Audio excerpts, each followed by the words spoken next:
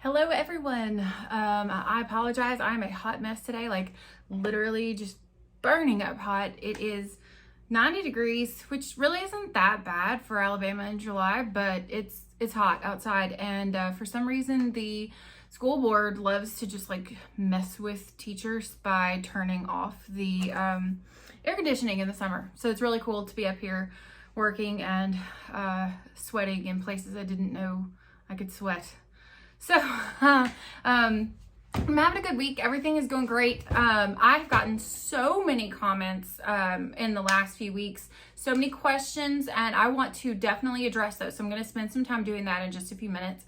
I did want to update you. I got back all of my labs officially, got them back. I am low on iron. I'm not anemic, but I'm low on iron, which I'm not surprised by. That's pretty common after the gastric sleeve process, is to have some iron deficiency. So all I have to do is just bump up my iron intake.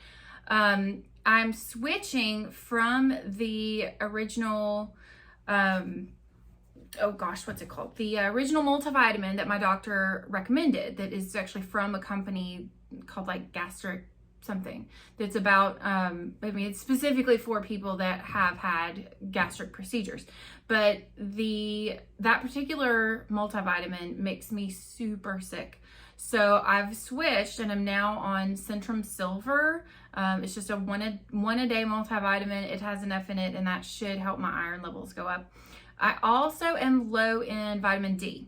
I've been taking a vitamin D supplement for over a year because I've been low in vitamin D. I'm kind of a vampire. I don't really go out in the sun a ton. I'm terrified of skin damage and skin cancer. My grandmother had 50 million skin cancer spots. She had to have removed. My parents have both had some, and it just makes me really nervous. Plus, I want to have like young looking skin and don't want to have sunspots or age spots or anything. And so I don't really go out in the sun a lot at all. And my vitamin D levels are low, but that's okay. It's just a once a week little capsule, no big deal. I just have to keep taking that. Everything else came back normal and looked good. And so I'm really excited about that. I know I mentioned in the last video, I'm no longer pre-diabetic. Everything else is just going great. So I'm really, really happy about that. I am maintaining 217 pounds. I was 217 even this morning. And so it's like 17 weeks out of post-surgery. And that's what I'm at. That's my maintenance right now. So that's a total of 61 pounds lost. And I'm just gonna hope that maybe I'll get over this little hump. I'm gonna add in some more exercise, add in some more water, which I've been drinking, been doing a good job, and try to see if I can get over that hump and get down into the 210s, which I have not seen in 5 years or so. Another thing I wanted to talk about today is head hunger. A lot of people have mentioned something similar to this, but after your surgery, you will not necessarily be really truly hungry, but you'll think you are.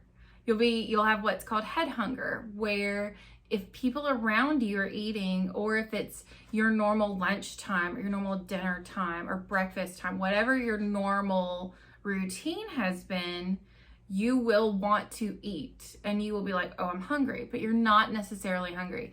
It does happen, and you will have to just work your own way through it. Sometimes having a little snack, a little cup of yogurt, something that is easy on the stomach is a good thing, and that can help you ease through those transitional phases. Now it doesn't bother me, but again, it's been almost 4 months completely. Like, it will be 4 months this coming Sunday. So today is, what's today? Today's Thursday. So today's Thursday, July 15th, and on Sunday the 18th, it will be 4 official months for me. So now I don't really deal with the head hunger quite as much, but I definitely did at first. Even the first week or two after surgery, I remember laying there on the couch knowing I did not need to eat that pizza that my family was eating, but man, I wanted it. And I even went and took like a little nibble just to get a taste of it and then spit it out, which was probably stupid. I probably shouldn't have done that, but I did. So, it is what it is. I do want to answer some questions, and real quick, I just want to show you this. This is a large t-shirt. I've had this for a while, and it doesn't fit anymore. Look, this way that shirts are supposed to fit is that the sleeve line is supposed to be up here on the shoulder, actually on the shoulder, so up like this, and it's gone down, so it's lower. And then when I stand up, when I wear it, it's pretty loose. And pull my pants up so I don't flash anybody. So it's really super loose. So I actually am starting to look at ordering mediums in particularly t-shirts, but other shirts too, depending on how they're made. And that is a huge non-scale victory for me. So remember, non-scale victories are just as important as scale victories. So if you can fit into a pair of pants that you haven't worn in a while, or a t-shirt is a little bit big, that's great. That's awesome. And that is a great way to know that you're still making progress, even if the scale isn't necessarily budging. Like I said, right now I'm kind of in a slower spot where I really haven't had a big loss. I know that I will. I know that it's coming. It is a little frustrating, but I can at least say, hey, I can wear smaller shirts now. So, you know, it's something. All right, so some questions. Miss Sandy, I want to say thank you so much for your email.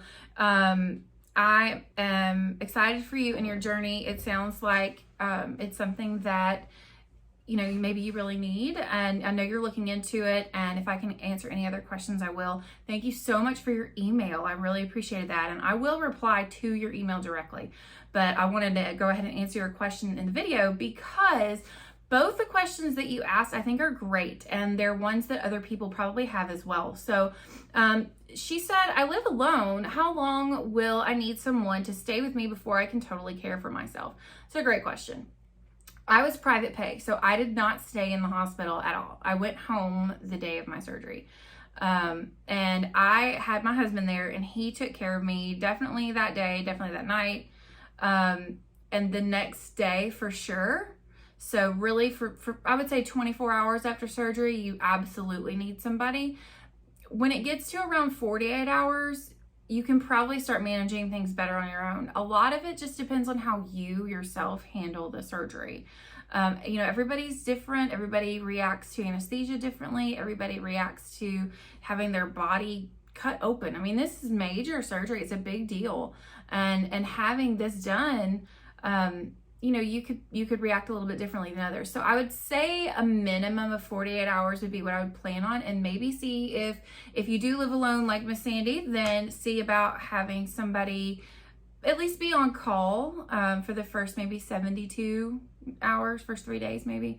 Even if they don't actually stay with you, if you just have somebody close by that could come and check on you a little bit, that would be great. The second question she asked was, how long do you go without driving after the surgery? Excellent question. I didn't drive for about a week. I probably could have driven before that if I had needed to, but I didn't need to. It was spring break for me, and I just lay on the couch. So I would talk to your doctor and just see what they say, but I would say a minimum of 72, 96 hours, something like that. Try to plan on maybe a full week of being at home. You're not going to have a lot of energy. And so sometimes when you don't have a lot of energy, you get that brain fog. And so driving may not be the safest thing. A lot of people do really well with the surgery and can even do something like go back to work really quickly. I went back, I had surgery on a Thursday, which was the Thursday before my spring break. I'm a school librarian. And so I had that Thursday to the following Thursday during spring break, and then I went back on that Monday, and I was totally fine. So a lot of it may just go into planning how long you're going to be off work, how long you have to do things, what you can stock your fridge with for the first week, that kind of thing. Let's see, Getting Epic. I don't know what your actual name is, but that's your YouTube name. Good luck on your upcoming September surgery. And Mr. Herman, who commented on a video, both of them asked a similar question. One said, how are you feeling this week? And one said, how are you feeling after the procedure? This week I'm feeling incredible. I feel great. I've been really busy. I've been doing things that I never would have had the energy to do before this at all. Today I've been at the school. It is now 1:30, and I've been at the school since about 8:30. Working solidly the whole time. I've been climbing around. I'm absolutely filthy, getting on top of bookshelves, hanging things, trying to decorate the library. Normally I work on like technology and stuff in the summer, but I also wanted to spend some time decorating, so that's what I did today. This is something I could not have done before surgery. I would not have been able to do it. I wouldn't have had the energy. I would not have felt well. I would have been sick. I would have probably gotten nauseated and had to sit down after 5 or 10 minutes. And then Carlos commented and he said, sounds like me, shortness of breath. And that was exactly what I had. He commented on an earlier video. I had very bad shortness of breath before surgery. I could not do sustained activity at all. And now I can. And you know, it's not something that happened overnight. It wasn't like I had the surgery and then the next day was like, woo, everything's better. No, it's taken a while. You know, like I said, I'm almost 4 months out. 4 months doesn't seem like a long time, but when you're living it, it's pretty long. The days are long. The days are long, but the years are short, the months are short, that kind of thing. But the actual 24-hour cycles sometimes can feel never ending. But it's been the best thing I've ever done for myself. So totally and completely worth it. Let's see. Miss Paula, she commented and said that she's been looking into the surgery, but she's very scared. Girl, don't be scared. There's nothing to be scared of. The complications with this procedure are very low. Check into your doctor, check their complication rate, see what they say. Check into insurance if you need to see what kind of complication insurance they offer, if that makes you feel better. The one thing to remember is that I can just make up a statistic like 90%, but most of the people that I know that have had complications, it's been because of something that they themselves did, not because of the surgery, but something where they did not eat correctly. They did not follow the directions. They did not take small sips. I mean, at first when I was drinking water, I truly would have to fill up the cap and then just drink it from the cap like this. That was all I could have. That was all I could do because my stomach was so small, but I was so thirsty. I also just sucked on ice cubes. That is a trick that somebody told me that was genius. After your surgery, stop at like Zaxby's or somewhere. Get whoever's driving you to do that. And get a giant cup of their ice because they have amazing ice. Chick-fil-A's got good ice too. And don't get any liquid in it. Just get the ice and then suck on the ice because you won't really be able to take in fluid, but that will help you with your fluid intake. So don't be scared. I know that, I was nervous. I remember being very nervous right up. Even until the day before, I was like, can I do this? Am I going to be able to do it? What's this going to be like? What's my stomach going to look like afterwards? What are my scars going to look like? Everybody's different, but talk to your doctor, have those conversations. Those are super important.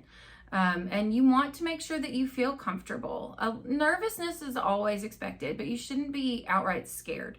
So if there's something that you know of, that is definitely making you more uncomfortable, then you need to talk to your doctor. Make that a priority and ask those questions. And, if you have something specific you want to ask me, if you want to say, this is specifically what I'm worried about, I can tell you my experience from it and maybe that will help. So that's all I can go on since all you told me was that you were feeling scared. So that's my advice right now. If you want to add something else or get more specific with it, you're welcome to leave a comment or send me an email anytime. Dixie, hey girl, hey, loved hearing from you. Miss Dixie and I have been communicating since the very beginning of this channel, and it has an August 2nd date to go in and get her revision from a surgery. So she had one previously and she's going to have a different one done.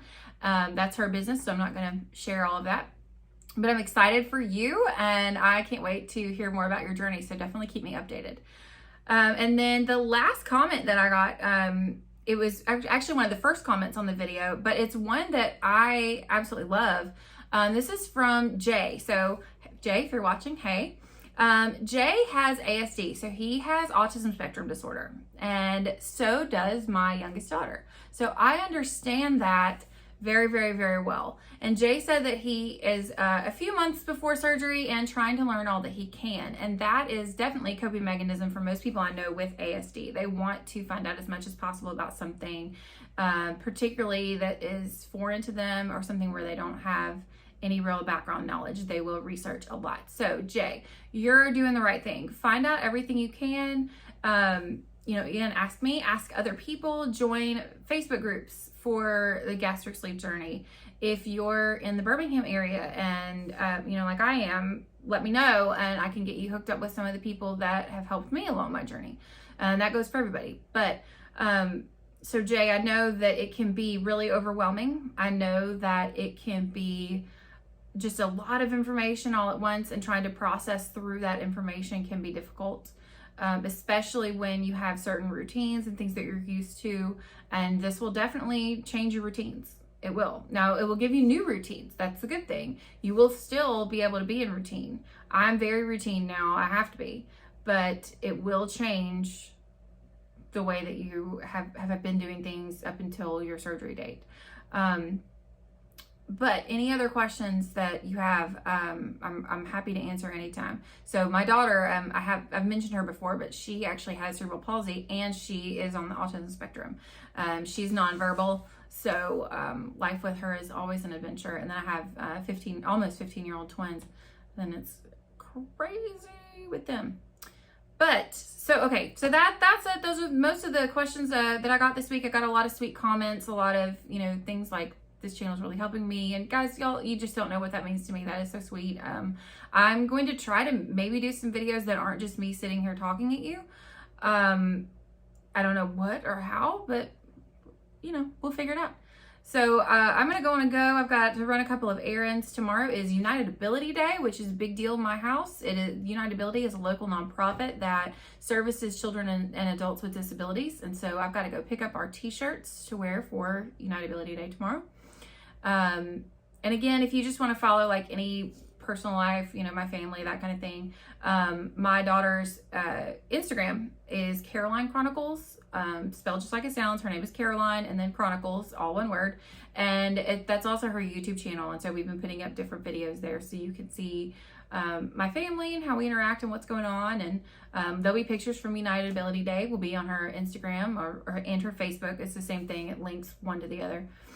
And all that. So anyway, I have wasted 17 minutes of your day. So I hope that you have a great, I'm going to go ahead and say weekend because it's Thursday for me, but if you're watching on a different day, cool. Just have a great week. And I will talk to you guys soon.